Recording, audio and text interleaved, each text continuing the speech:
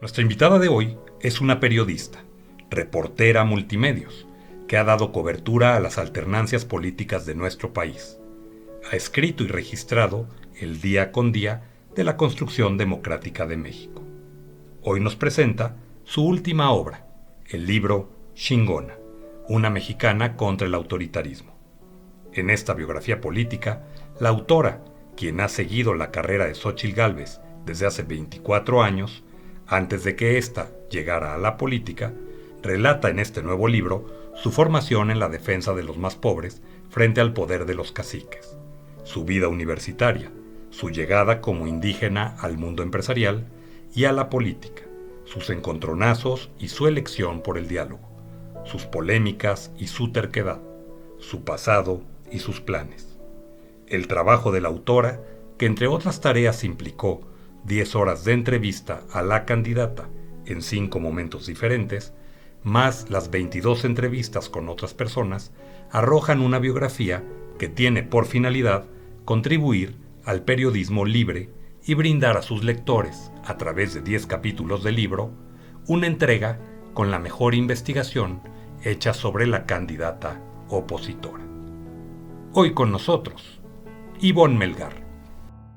Muy querida Ivonne Melgar, me da mucho gusto saludarte esta tarde y preguntarte, ¿y tú cómo estás? Estoy muy contenta de reencontrarte. Ya tuve el privilegio de conversar contigo en 2022. Estábamos en plena campaña, me acuerdo, de elecciones y yo andaba ya por Aguascalientes cubriendo a Tere Jiménez y ahí hicimos esta entrevista y hoy de nueva cuenta en el apogeo electoral volvemos a encontrarnos. Estoy muy contenta de esta oportunidad, Julio Di Vela. Pues muchas gracias, mi querida Ivonne. La verdad que encontrarte siempre es un privilegio, sobre todo conociéndote desde hace muchos años, siguiendo tu gran trayectoria. Yo recuerdo cuando tú estabas en Reforma, yo en Canal 11 en los años 2000, aquellos años donde también ya dabas cuenta del seguimiento electoral y de muchos otros acontecimientos de México. Pero hoy especialmente estamos para platicar y tocar un tema que me ha llamado poderosamente la atención y es justamente el libro que estás presentando ahora, Xingona, una mexicana contra el autoritarismo, que es ni más ni menos que la biografía de Xóchitl Gálvez. Entonces, mi querida Ivonne, la verdad lo primero con lo que yo quisiera iniciar, y sé que allá a la mano tendrás tu libro, que será indispensable que así lo tengas porque es algo que estás promoviendo con gran fuerza, pero sobre todo Así es. preguntarte, ¿qué te motivó, qué te llevó a escribir prácticamente una parte, diría yo, biográfica, muy bien documentada, de la vida de Xóchitl Gálvez? Gracias por la pregunta, querido Julio Di Vela. Pues definitivamente soy una periodista, una reportera multimedia, multigéneros, de todo terreno, por fortuna que me ha tocado pues andar en todas las coberturas a ras de tierra, en todos los vehículos, desde el avión presidencial hasta las corretizas en el monte y en las marchas y todo esto que tiene que ver con el reporteo cotidiano. Y en ese sentido, Julio, soy de una generación que tuvo el privilegio de atestiguar las alternancias democráticas y políticas de este país. Particularmente, como tú lo señalabas, dimos cuenta de el 2000 al 2006, cuando se acaba el partido único y entra un nuevo partido al gobierno y después en 97, pues aquella alternancia de encontrar por primera vez un contrapeso en el Congreso de la Unión. Es decir, nos ha tocado escribir y registrar el día con día cómo se construyó entre tantas manos y desde tantas vertientes la democracia que hoy tenemos.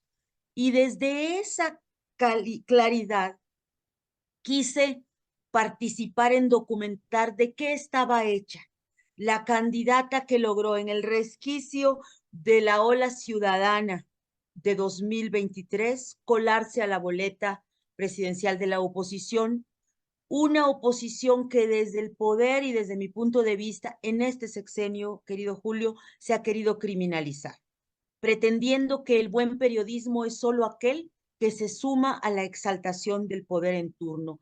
Y desde esa conciencia mi voto de protesta y mi contribución a decir, no, la democracia somos todos y también estos personajes.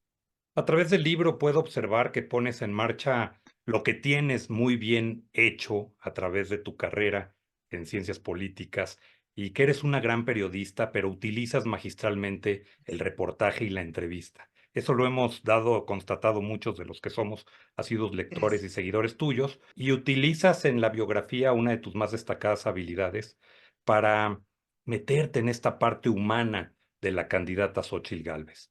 Déjame saber Gracias. ¿qué es lo que te dejó después de platicar con ella, entiendo, por un lapso de más de 10 horas, específicamente para la entrevista de este libro? Si algún momento responde ella, ¿qué es lo que le hace a una persona como Xóchitl aceptar la gran responsabilidad de ser una candidata por la presidencia? Tú y yo conocemos a candidatas anteriores a la presidencia, nos une una amistad con Josefina Vázquez Mota, vivimos juntos Efectivamente. cuando ella toma esa decisión, que muchos nos preguntábamos, Dios santo, ¿qué tiene que haber en una persona para aceptar semejante responsabilidad? ¿Qué te dice Xóchitl Gálvez en esto? Yo te diría tres atributos, tres situaciones, tres facultades, tres condiciones, mejor. Ese es el término correcto. Uno, definitivamente una capacidad de entender cómo resolver desde lo que es el triperío complejo del Estado mexicano los problemas. Eso creo que ahí está. Segundo, un liderazgo peculiar, diferente, obviamente que tenía que llegar cuando fue el turno de las mujeres, al grado que estamos en una boleta de dos aspirantes presidenciales, dos mujeres de trayectorias profesionales interesantísimas, y hoy ya no hay pregunta de si estamos preparados para una mujer como nos tocó a ti y a mí en los tiempos del 2012 con Josefina Vázquez Mota, no, hoy es mujer sí o sí. Entonces, el de Xochitl es un liderazgo que tiene claridad total, me parece, por su propia condición biográfica de enfrentar a los autoritarismos, tiene una claridad central de vida de que los problemas de México no se resuelven desde la varita mágica presidencial, sino desde una suma de esfuerzos, de voluntades, de partidos incluso de diálogo y desde una, en este caso, una coalición que pueda incluso pues romper la polarización que estamos viviendo.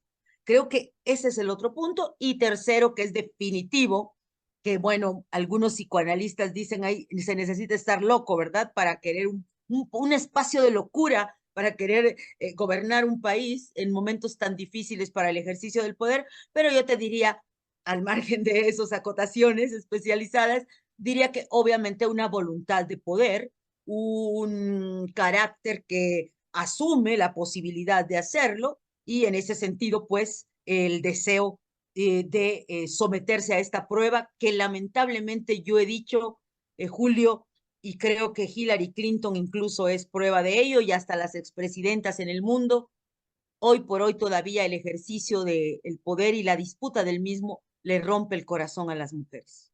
Totalmente, coincido contigo, pero sin embargo, aquella niña de Tepatepec, su infancia, cuando ella platica de su mamá, el origen de la familia Gálvez Ruiz, los 7 hermanos, de los cuales incluso mueren dos por causas incurables en temas de falta de servicios, en temas de acceso a la salud, pues en esa pobreza extrema y en la violencia familiar, el alcoholismo de un padre, los golpes de su padre a su mamá y hermanos. Ivonne, ¿qué sientes tú como reportera al asemejar pues, esta historia que pareciera una historia tristemente tan común de cualquier mexicana o mexicano? Me daba auténtico escalofrío cuando el sábado de mediados de julio estábamos, me acompañó mi esposo, Martín Beltrán, a conocer a su familia en la casa de Tepatepec, donde ella creció, en un cuarto amotinado ahí con sus hermanos y padres, y en la casita de enfrente o cuarto de enfrente sus primos. y recuperaba de su voz los testimonios de la violencia tan frontal de su padre, de Eladio Gálvez, contra la señora Berta Ruiz, y la propia narrativa de normalización de la violencia, Julio querido, que había en esos tiempos y en esa familia, como si lo único que pudiera decirse es que había heredado el carácter duro de su padre, que por cierto, ahí contamos, era hijo no reconocido del patrón que se había tenido eh, una vida íntima con la persona que hacía los servicios domésticos y que era una indígena, pues que es, digamos que la tatarabuela, ¿no? La de Xochitl Gálvez. Entonces, ¿qué sentí? La crudeza de una pobreza generalizada que todavía persiste en México, de niños que hacen sus necesidades debajo del palo de una mora, de niños que siempre están en riesgo de los golpes, de pueblos donde hay fosas sépticas, donde el frío es parte de la resistencia, donde tienen que participar sí o sí en la economía familiar para poder sostenerla. Entonces entendí, entrego el libro, el último borrador, el 20 de noviembre. Y días posteriores, querido Julio, la gran Raquel Berman, esta psicoanalista que ha generado un premio a la resiliencia en México y que lo organiza y lo entrega a la Cámara de Diputados, en una edición más hablaba de su definición de resiliencia. Y ella decía que es aquella capacidad de quien viviendo la adversidad nunca se victimiza, sino que la afronta, la supera y desde ahí construye una forma de que otras puedan también lograrlo. Y cuando escuché a Raquel Berman, madre de la querida Sabina Berman, dije, ¿cómo le aplica esta definición a Xochitl Gálvez? Y entendí por qué siempre ella me decía, a mí no me gusta que me digan víctima, a mí me molesta que hablen de grupos vulnerables, me enoja que a las mujeres las metan en grupos vulnerables. Claro, una inteligencia particular que le hace sobresalir y superar las condiciones de pobreza, pero después entender que debía hacer algo para esa realidad. Ivonne, hay un tema que hablas en el libro y es, desde luego que se me hace incluso creativo y muy pertinente los títulos de cada uno de los capítulos que pusiste en el libro. Desde ahí mi Gracias. análisis se empezó respecto a la profundidad a la que te ibas a dirigir y a dedicar a la creación de esta obra, porque no es de ninguna manera ni superficial ni coyuntural lo que ahí plasmas.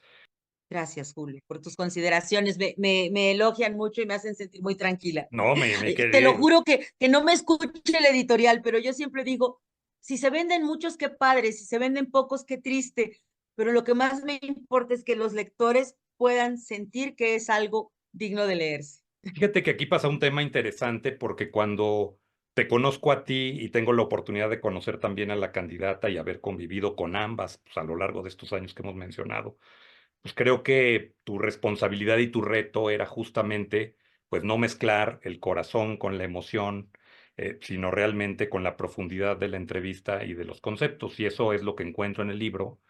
Y no es un falso elogio, lo encuentro realmente, sé lo difícil que es separar esas emociones y creo que lo has hecho extraordinariamente bien. Y hay un capítulo, Una India en el DF, es un título duro, es un título que Durísimo. describe justamente lo que venimos platicando, aquel antecedente de cuando ella sale de su pueblo, migra a la Ciudad de México, se encuentra esta gran ciudad con grandes dificultades.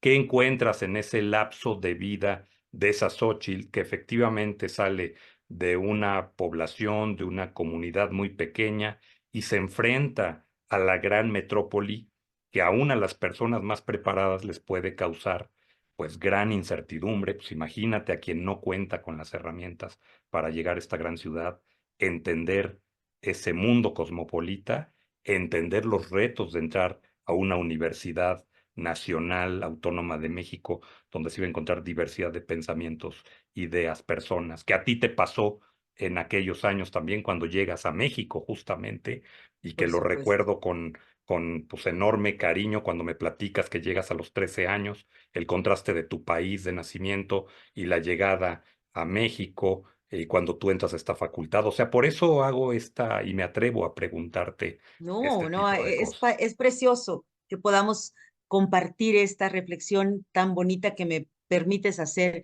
Fíjate que a mí me encantó construir ese capítulo. Bueno, cada uno tiene su peculiaridad, ¿no? Son 10 capítulos conformados con 35 horas de entrevistas, 80 de investigación hemerográfica, que la realizó una colega quien nos ayudó, pero las 35 horas de entrevista con 22 personas, una de ellas Xochitl Gálvez, con ella 10 horas en 5 momentos diferentes. Pero por supuesto recuperar otras entrevistas, otros testimonios, y me pareció entonces comprender al fin por qué Gálvez es la primera funcionaria, primera persona que yo conozco en aquel gabinete del presidente Vicente Fox, que no romantizaba a los pueblos indígenas y que decía literal los indios, pero no lo decía peyorativamente. Es difícil, el título es duro. También Mariana H. me decía, una india en el DF. No, es que ella desde siempre dice es que los indios, ¿no? Pero no lo dice ni peyorativa, ni románticamente, ni mucho menos despectivamente. Es lo que es, como Fernando Benítez lo dijo, los indios de México, ¿no? Luego, para quizá ocultar nuestro sentimiento de culpa, se decía pueblos originarios, pueblos autónomos, y se dicen muchas cosas, ¿no? Etnia se utilizó en otro tiempo, pero ella se asume una india cuando llega porque le empiezan a decir que es una india.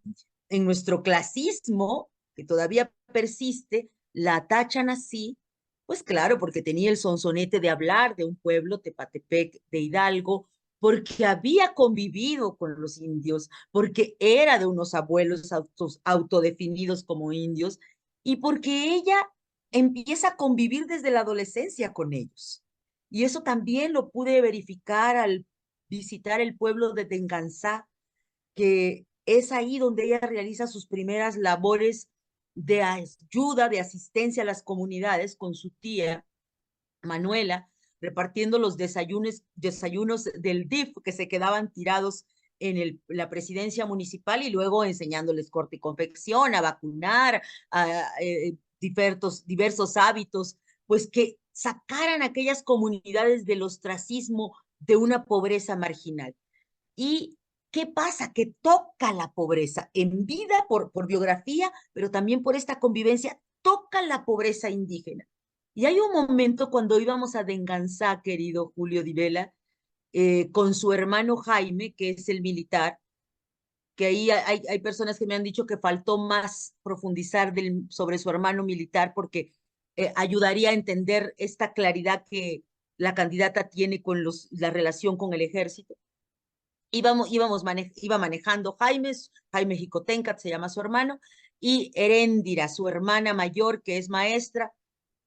Y cuando íbamos entrando al pueblo, dice, mira, ahí es donde la Xochitl, porque ellos usan mucho el A, ¿no? El Claro, Julio, la Ivonne, claro, sí. ahí es donde la Xochitl, en ese montículo, declamó el poema del indio del mezquital. Y yo, ¿qué? Cuéntame eso. Y entonces me cuentan cómo un día que vencen al cacique de más de 3 décadas, hay una fiesta en el pueblo y ella se monta en un lugar a declamar el indio del mezquital. Yo recupero ese poema, hay varias versiones, me ayudó ahí la diputada Carolina Villano Austria, ella me Ajá. encontró Gran el amiga, verdadero además. Ujú. poema, una gran legisladora, y se puso a la tarea de buscarlo y nos lo compartió. Es bellísimo el poema, ella lo recitaba de memoria. Cuando la confronto después y le digo, ¿es este el poema que tú recitabas, senadora? Y empieza a recitarlo de memoria, ¿no? Entonces, hay toda una polémica, yo no la voy a resolver en el libro, ni la resuelvo en el capítulo, de si es o no indígena. Y yo lo que planteo en ese capítulo, Julio, es, ella decidió serlo por los orígenes de sus abuelos, por la convivencia, porque además es un derecho constitucional la autoadscripción, y serán los electores y los lectores los que determinen qué tanto es o no. Pero por eso es tan importante la llegada al Distrito Federal, así llamado entonces, porque a ella le da una claridad total de que es indígena y de que así quiere seguir siendo considerada, aun cuando también quiere triunfar y quiere ser una destacada indígena. Fíjate cómo a través de lo que nos platicas reiteramos que aquí se relata su formación en la defensa de los más pobres frente a un poder de los caciques que ella vive desde varias generaciones, su vida universitaria, la llegada como indígena a un mundo empresarial y a la política, y efectivamente los desencuentros, encontronazos y su elección por dirimir las diferencias a través de diálogo, de hacer política de una manera distinta, la gran polémica que siempre ha causado. Xóchitl, desde que era compañera nuestra en el gabinete, mía, de Josefina Vázquez Mota, etcétera, y de muchos amigos más, sus polémicas y su terquedad causaban conmoción, causaban notas editoriales, causaban Muchas. incluso dentro del equipo presidencial comentarios. Pero fíjate cómo da vueltas la vida. Hay un tema aquí importante que es también que el hecho de que Xóchitl tenga un hermano del ejército mexicano, de las Fuerzas Armadas, militar, pues también ejemplifica, como en el caso de mi madre, uno de sus hermanos también fue a la escuela militar, pero muchas de las motivaciones de estas familias eran encontrar ahí cobijo y sustento, es decir, alimentos al día y un lugar Por donde supuesto. dormir. Y es la condición de muchas personas honorables de las Fuerzas Armadas que vienen de la condición más desprotegida de México y que ahí se forman y que gracias a ellos pues, tenemos hoy Fuerzas Armadas en la mayor parte de los casos sumamente dignas. Y la otra, el magisterio, una hermana que está en el magisterio. Digo, son dos sectores bien importantes, ¿no lo crees, Ivonne? Y con respecto a esto que me comentas del hermano de tu madre, tu tío, sí es bien importante, si hay una nueva edición del libro o alguna ampliación de la historia, agregaré, por supuesto, como me lo sugirió el embajador David Nájera, de profundizar un poco más en el personaje del hermano. Me dice, cuando yo ya había entregado el texto y me lo encuentro en un evento, dice Jaime Jicotencat Ruiz Galvez. Galvez Ruiz, perdón, me dice, la verdad es que mi hermana pudo estudiar, mi hermana Xochitl, porque yo logré entrar al colegio militar. Ahí está. Si yo no hubiera sido una boca menos en mi casa, ella no hubiera podido ir a la universidad. Y yo por eso quería entrar al colegio militar, porque eso le daba a ella posibilidad de venirse, ¿no? Muy importante. Y lo otro, el magisterio. Su papá era maestro. El papá de Xochitl Gálvez era maestro, un maestro conocido, destacado, gestor. Ella aprende la gestoría de su padre, pero lamentablemente atrapado en la adicción, en esta frustración, supongo, de aquellos años de cuando tienes talento y de repente pues no puedes con ciertas cosas de salud interna, emocional, y hay esa marca. Heréndira es maestra también, y para Xochitl el camino era ser maestra en la Escuela de Mujeres Normalistas de Tlaxcala. Nada más que ella consideraba que eso era todavía quedarse en el mismo ciclo de la violencia, porque veía cómo las mujeres tristes en las fiestas del pueblo empezaban contentas a servir la comida, y en la tarde, cuando todos sus esposos estaban ebrios, ya ellas estaban profundamente tristes, desoladas y sin nada más que hacer que volver a sus quehaceres. Y eso era de lo que quería huir, y decide que no es el magisterio, sino la facultad de ingeniería, ¿no? Totalmente. Incluso hay otro capítulo en el libro. No voy a describir los 10 capítulos, no nos daría el programa. Y No, obviamente de lo no que vamos a trato, spoilear. exacto, y de lo que trato es que la gente compre el libro. Entonces, pues ahí tendrá cada quien que buscar su libro y entender de qué estamos hablando. Pero hay otro capítulo donde hablas, y refiriéndome a la terquedad que yo mencioné, hablas a una terca manera de hacer política. Y bueno, pues hasta ahí dejo ese corchete, nada más lo quiero recalcar. Pero también hablaste del gabinete, de aquel gabinetazo de Vicente Fox, del cual me tocó ser parte y conocer ahí a dos de Por estas mujeres que supuesto, hemos mencionado, que son Josefina Vázquez Mota y Xóchitl Gálvez. Y ahí es donde yo doy testimonio del surgimiento de una gran amistad y una gran alianza entre ellas. Y la alianza que tenían entre ellas era fundamentalmente que eran mujeres muy cuestionadas, exitosas, pero muy cuestionadas por el simple hecho de ser mujer y ser secretarias de Estado, aunque ya era el año 2000, donde se suponía que ya era un año de gran avanzada. Recuerdo al interior del gabinete cuando muchos dijeron que Xóchitl era una novata en la política y por eso aquel 26 de abril del 2001, cuando el presidente Fox se enfrenta el tema aquel de la reforma constitucional en materia indígena y lo elogia, pues obviamente Xóchitl se le va a la yugular y es la primera vez que algún integrante del gabinete discrepa con él públicamente. Vamos, pues esa era Xóchitl Gálvez, la terquedad, el así es. conocimiento y el sentir de ella, ¿no era así? Así es. Y fíjate que yo creo que a mí me gusta mucho la historia de Xóchitl Gálvez con Josefina Vázquez Mota, porque no fue aterciopelada en un principio, es ríspida y nosotros la reconstruimos en este capítulo segundo del libro de todas las vicisitudes, porque todo el mundo apostaba a que la oficina de Xóchitl iba a desaparecer. Y ella siempre decía, yo he platicado con el presidente y no me ha dicho nada, ¿no? Y al final logra superar las diferencias pasando por el acuerdo que construye con Josefina. Aquí en el libro recreamos ese momento porque fíjate cosas de la vida, querido Julio, nosotros las llamamos en Reforma, yo estaba en ese periódico entonces, a hacer un debate en radio por internet que teníamos para que ahí hicieran el acuerdo de cómo se iban a poner ya a trabajar juntas y ya no dividir y a sumar esfuerzos. Y ahí lo hacen públicamente. Y creo que ahí queda desde entonces claro que hay una descripción que me hace Débora Arriaga Weiss, que ha sido siempre colaboradora de Xochitl, que es una mujer muy inteligente. Y ella dice algo que me gustó mucho, que me compartió para el libro.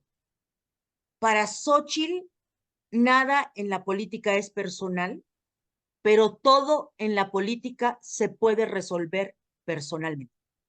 Y creo que eso la describe en suma. Y por eso puede tratar con secretarios de Estado, con asistentes, con trabajadores en el mismo nivel, dándoles el mismo trato.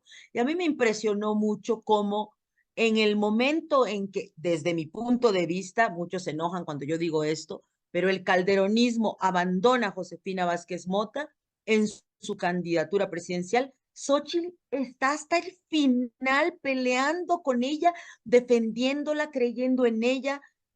Y hoy vemos a una Josefina Vázquez Mota que está dando la batalla con Xochitl. Entonces creo que son esas historias muy padres de cómo el patriarcado puede poner a pelear a las mujeres, pero cuando las mujeres son inteligentes y logran entender que es construir su propia voz en la política es una lucha permanente, también consiguen crear este tipo de alianzas. Y no solo en ese momento, y tú lo recordarás bien, Xochitl acompaña a Josefina efectivamente hasta el último minuto de la campaña presidencial, pero lo vuelve a hacer Xochitl Gálvez cuando Josefina es candidata a gobernadora del Estado de México y otra vez repite la misma dosis, desde el primer día hasta el último día. Está Así junto a es, así Josefina. es. Eso a mí me llamó muchísimo la atención siempre y lo recuerdo con mucha claridad. Hay un capítulo que me llama la atención y no quiero ser ni amarillista, pero quiero ser muy claro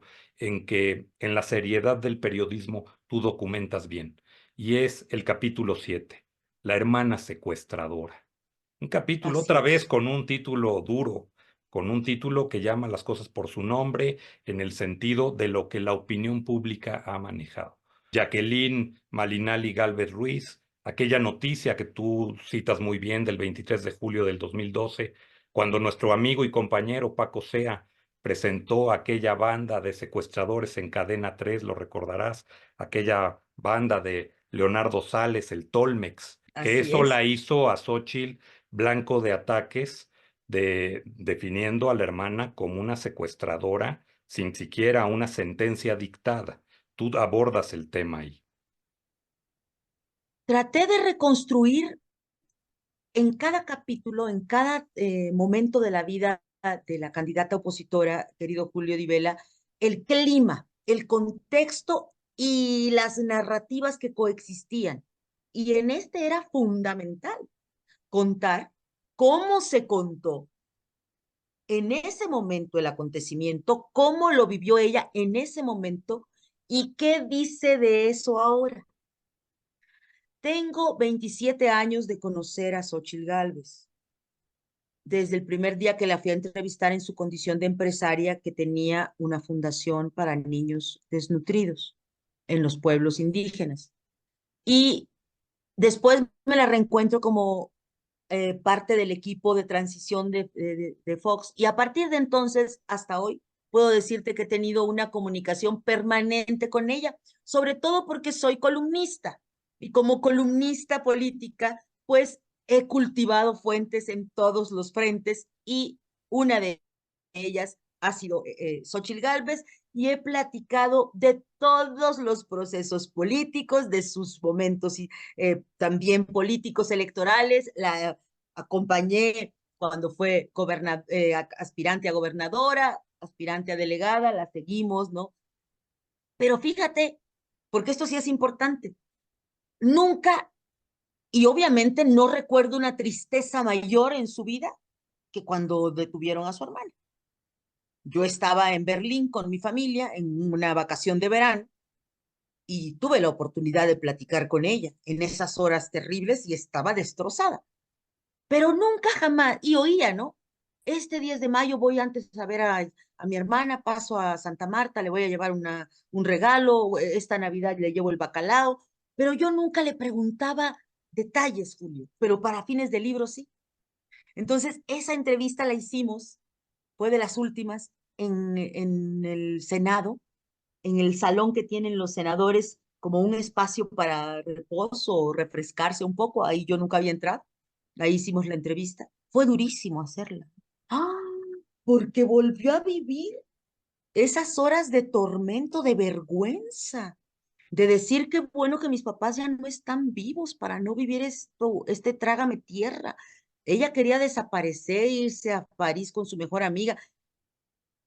Y todo eso está en el libro, pero también lo que ella hizo. Y yo no tenía claro cómo se puso como Sherlock Holmes literalmente a investigar el caso y a tratar de desmontar las contradicciones del mismo, porque pues no hay sentencia, porque quienes denunciaron a Jacqueline Malinali nunca ratificaron la sentencia. Entonces, en la entrevista me dice por primera vez algo que nunca le había preguntado, ni habíamos reflexionado, no había tenido la oportunidad de oírla, y es que ella tiene serias dudas de cómo actuó Genaro García Luna en ese momento de transición.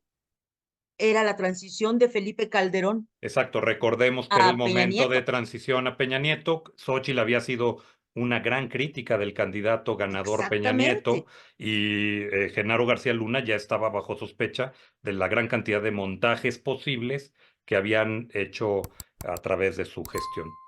Así es. Y cuando uno habla, aunque se me enojen los calderonistas, de que hubo traición a Josefina, es porque la mayoría del gabinete del presidente Felipe Calderón estaban de brazos caídos, pero también se asimilaron muy pronto al gobierno de Peña Nieto. Y entre ellos estaba García Luna.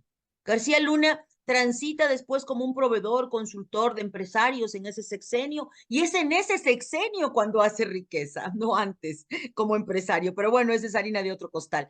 Pero fue interesante cómo ella cuenta todo esto, sus dudas muy marcadas, cómo vive el dolor al final, y eso te parte el alma de oírla, de que al final el dolor más grande, más allá de la vergüenza, que fue, digamos, algo incluso hasta físico, ¿verdad? No querer salir a la calle, pero más allá de eso, al paso del tiempo, saber que tiene una hermana sin libertad y sin juicio justo todavía, privada de su libertad. Sigue en la cárcel, víctima de tortura en su momento y sin que la parte acusadora haya ratificado la denuncia, ¿es correcto? Exacto. Ivonne, hay un tema también que tocas en el libro muy importante y es justamente la presidenta Xóchitl. Y digo, me he brincado muchos capítulos, obviamente, por razones de no espolear tu libro y de No, no. hacer que la gente se interese por él. Además de que creo que es un documento muy interesante, biográfico, donde das Muchísimas gracias, elementos Julio. muy puntuales, nada de suposiciones, sino elementos reales que se han documentado de manera pública a lo largo de los años. La presidenta Xóchitl. Xóchitl la hemos visto reaccionar distinto a cualquier candidato. Hace unos días manda un grito de auxilio a los empresarios. Los necesito, los necesito, sepárense 2 meses y medio de sus empresas, pónganse a hacer campañas. Le pide a los empresarios no ser miedosos, no ser timoratos, les dice que pierdan el miedo o que nos llevará el carajo. Además, muy puntual y muy textual en decir y pronosticar lo que pasaría. ¿Qué piensas de esta Xóchitl Gálvez después de esos 27 años? ¿Qué le ves tú para poder hoy enfrentar un reto tan importante como gobernar un país como México? Fíjate que te voy a compartir una reflexión que la he venido acumulando ahora que presentamos el libro Shingona, así se llama, eh, y que el título lo pusieron los editores, que me encantó, obviamente, pues pensando en vender, ¿verdad? Y el balazo este es muy bonito, una mexicana contra el autoritarismo. Yo, por ser reportera de prensa de todos los días, estoy acostumbrada a que mis notas yo no las titulan los editores. Y siempre, casi siempre estoy contenta con las cabezas. Estoy muy contenta con esta porque efectivamente es una mexicana contra el autoritarismo desde los caciques, las cúpulas, los legisladores, los partidos y hoy un gobierno. ¿Y qué te diría? Que ahora presentándolo, me queda clara una hipótesis que habría que preguntarle a los especialistas en salud emocional y en perfiles emocionales y en neurociencia, neurolingüística, ¿no? Todo esto que ahí está avanzando. Creo que una persona con una capacidad de tanta valentía para enfrentar desafíos, para enfrentar, pues es una elección de Estado, obviamente, y ella ya sabía que iba a una elección de Estado, y a enfrentar a una doble condición, a una candidata oficialista que es coordinadora, cuyo coordinador de campaña es el presidente. Y ese presidente es el más popular de los últimos tiempos, es un líder social, es un hombre que políticamente sabe comunicar, o sea, una serie de condiciones pues bastante complejas. Siervos de servidores de la nación, repartiendo programas, haciendo campañas. Es muy difícil esta campaña, ¿no? Y bueno, obviamente es una personalidad muy fuerte para enfrentar desafíos, autoritarismo, sin miedo, lo creo tal cual, con una fortaleza interna que no la quiebra fácilmente nada, pocas cosas, y al mismo tiempo capaz, y ahí es donde creo que los especialistas nos pueden decir que quizás va junto con pegado, de vulnerarse, de contarte cosas como tuve que pedir ayuda terapéutica, de ponerse a llorar porque pierde el Cruz Azul, de contarte literalmente cómo la pasó mal cuando su hijo se iba de fiesta, de decirte lo duro que era ver a su madre aguantar los golpes. Es decir, hay en el deber ser de la etiqueta o como una lógica de que tú no hables de tus malos momentos, tú no hables de tus limitaciones, no hables de la parte que está en el closet de tu familia, de las cosas penosas, ¿no? Y no, a ella no le da pena. Y me da la impresión que tiene que ver con lo mismo. Y creo que esa personalidad es un poco la que yo quiero plasmar en ese último capítulo para decir esto es lo que ella está ofreciendo. ¿Le gustará a los mexicanos eso? Y yo se lo pregunto a mis colegas periodistas que entrevisto, Leti Robles, Verónica Méndez, Israel Aldave. No lo sabemos, yo no lo sé. Yo no sé si ese es el liderazgo que los mexicanos y las mexicanas quieran, pero ese es el que ella representa. Es una persona que, no, que por el contrario a los expresidentes que hemos tenido, que les encantaba que los consideraran maquiavelos y perversamente inteligentes, a ella le gusta que la consideres profundamente generosa y buena y capaz de doblarse frente al dolor de los otros. ¿Esto nos gusta? ¿Esto puede ser presidenciable? Yo ahí dejo la pregunta, pero esa es ella, ¿no? Y no sé si esta alternancia de género que ahora nos vamos a dar como sociedad permite también este cambio de perfil. Para cerrar el programa, dos temas que me faltan. Uno de ellos, y porque lo has citado tú en este momento, es efectivamente Xóchitl no ha dejado muertos en el closet, o sea, no tiene miedo a hablar de las cosas que le acontecen. Así sucedió hace muchos días cuando habló con dos entrevistadoras conocidas, con Maxine Goodside y con Mónica Garza, si mal no recuerdo, respecto a los problemas que había venido teniendo con Juan Pablo, su hijo, en cuanto a que Juan Pablo, lo que en muchas familias sucede y no se dice, es un hijo que se va de fiesta, un hijo que de alguna manera en un momento malo de donde hay alcohol de por medio, no reacciona de la mejor manera, se hacen públicos unos videos y se desata una guerra de videos de hijos y familiares como elemento de ataque y de guerra en la campaña presidencial. No es nuevo, no es nuevo, siempre este tipo de cosas han sucedido, que saquen este tipo de videos. Es preguntarte, Ivonne, ¿qué piensas al respecto y qué piensas de la reacción de Xochitl? ¿Cómo manejó el tema? ¿Qué opinas? Mira, nada más una precisión. Lo que le había declarado a Maxine Goodside y a Mónica Garza era el año pasado. Sí, sí, desde O luego, sea, con mucha yo, anticipación, es claro. decir, ya había contado esta historia. Entonces, de entrada, creo que el haberse abierto de capa, esta vulnerabilidad que no le da miedo, de alguna manera, pues fue un escudo para el manejo de crisis en el que entró sí o sí la campaña frente a esta situación tan incómoda. Creo que, desde mi punto de vista, ella se enfrentó a un dilema que nunca está resuelto, querido Julio Di Vela, para las mujeres cuando son candidatas, y es de quién se hacen acompañar. Yo entiendo que los estrategas pueden ser brillantes y darles las mejores acompañamiento y estrategias para seguir, consejos, pero al final, pues tú necesitas la confianza del más cercano, ¿no? Y ahí, incluso hasta Miguel de la Madrid sacó a sus hijos de la escuela, lo cuenta así Enrique de la Madrid, y se fueron a acompañarlo en campaña. Necesitas a la familia. Colosio tenía a su esposa, bueno, así es. ¿Cómo hacer esa coexistencia entre que te acompañen, pero que no asuman responsabilidades públicas? Yo creo que sí fue un error que haya puesto a su hijo en la campaña y lamentablemente, pues aquí se pagó el error de esa manera, ¿no? Creo que hizo muy bien en reaccionar como reaccionó, asumiendo el problema, pidiendo disculpas, también el joven lo hizo, y pues ahí queda. ¿Qué tanto daño habrá?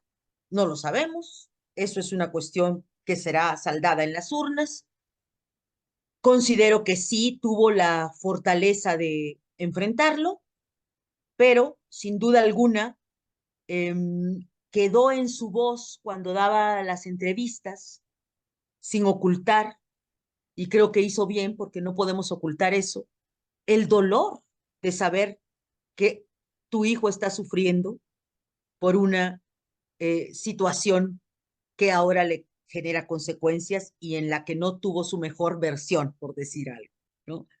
Y yo la escuché sufrir como madre.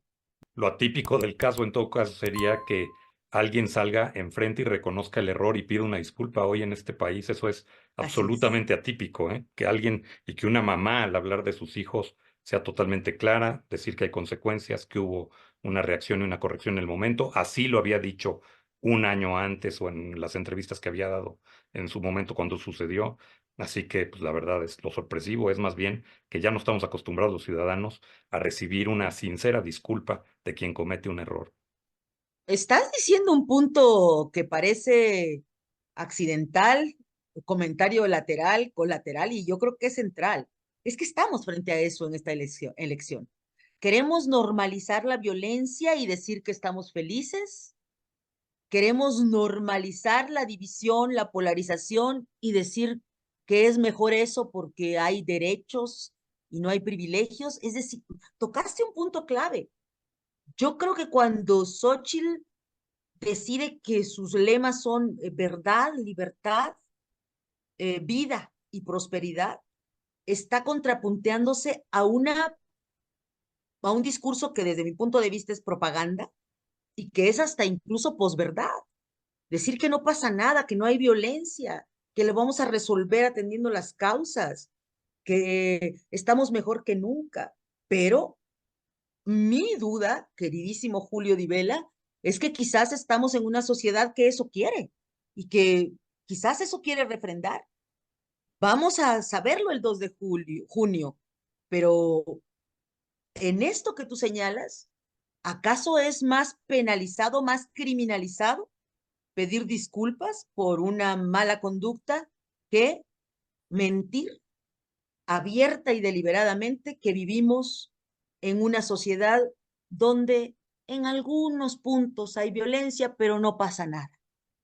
Parece mentira, pero sí está sucediendo esto. Y finalmente, estimada Ivonne, dame tu punto de vista respecto a la participación del debate en dos sentidos. Uno, el debate es útil para los ciudadanos para cambiar o transformar un punto de vista o tomar una decisión en torno a la elección. Esa era la primera. Y tu punto de vista personal respecto al desempeño de Xóchitl Gálvez. Mira, yo creo que fue un debate pues muy mal producido, lamentablemente por el INE. Ojalá que le digo al experto que eres tú, tú sabes más de eso, pero creo que fue muy mala producción. Dicen que fue el mismo equipo, esperemos que rectifique, muy malos enfoques. Y bueno, el formato pues siempre queda de ver, pero fue bueno porque las preguntas eran interesantísimas.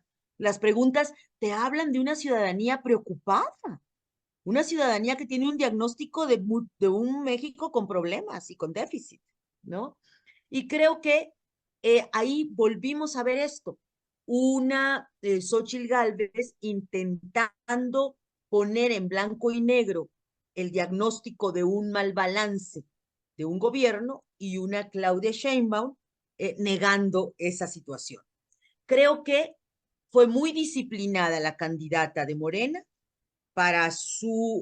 en su papel de negar, y Xochitl, aun cuando dio muy buenos golpes mediáticos que se hicieron tendencia y que son hoy la parte de la conversación post-debate, desde mi punto de vista, le faltó dominio escénico por el nerviosismo que en el principio observamos y le falta algo que para mí es clave en la campaña y que lo tiene muy claro cuando platica en las entrevistas y cuando pelotea. Los momentos de los 40 segundos los contestó muy bien, pero cuando se mete en el enfrascamiento de las fichitas que quizá preparó con sus estrategas, no me gusta esa candidata. Y es que hay tela de donde cortar para defenderse y salirse de la etiqueta en la que la quiso meter Sheinbaum de la candidata del PRIAN. Y a mí me parece que ella debería sentirse más cómoda representando a los partidos que crearon las instituciones y chueco derecho, una democracia inconstitucional que nos permite todavía ir a las elecciones de manera libre.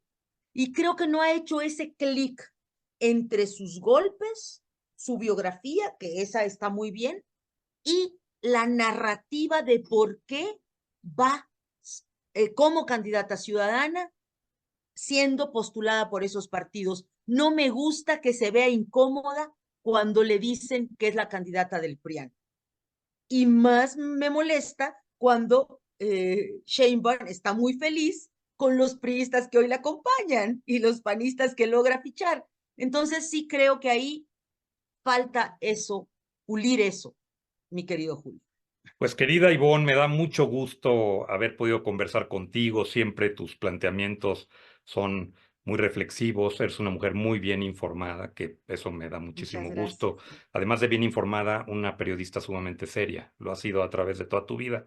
Y el Muchas libro, gracias. creo, para las personas que nos hacen el favor de vernos, creo que vale la pena siempre leerlo. Aquí está justamente en pantalla. Hay versión audiolibro, Julio, permíteme nada más decirles, hay versión audiolibro y hay versión electrónica también, de ebook. Entonces también lo pueden conseguir así y si están en Estados Unidos también está llegando por Amazon.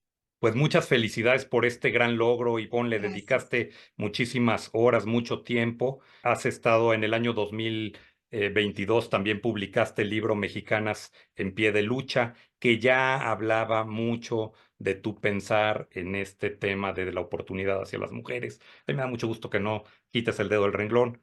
Te felicito por tu Así es. libro, te agradezco Gracias, el Julio. documento que nos brindas para poder llegar informados a la elección, que desde luego cada persona tome su decisión, pero siempre con elementos fiables y confiables como los que tú nos pones a disposición. Ese es el tema. El periodismo es parte de la deliberación democrática y del derecho político de todas y todos de ejercer un voto informado. Y por eso lo escribí. Y por eso te agradezco doblemente el segundo privilegio de estar en ¿Y tú cómo estás? Muchas Y estoy bien gracias. después de haber conversado contigo. Muchas gracias. Muy agradecido, querida Ivonne. Cuídate mucho A y ti. que sigan los éxitos. Muchas gracias. Muchas gracias, Julio. Nos Hasta vemos pronto. pronto. Adiós.